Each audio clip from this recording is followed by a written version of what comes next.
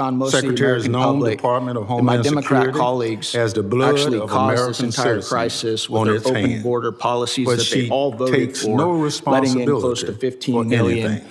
illegal To the aliens. contrary, Secretary I Noem also want to go was through last real seen quick in this committee some room numbers of hiding ICE behind her deportations with other family presidents in who I a believe desperate both attempt you, Mr. to Scott, and you, Mr. Lyons, have from her worked for. department's Under President failures Clinton, and 12 abuses. million Then she ran illegal from our aliens questions, were deported and leaving removed from early this under country, the some guise of voluntary, needing some to attend a departures. meeting He, that it turns no out riots.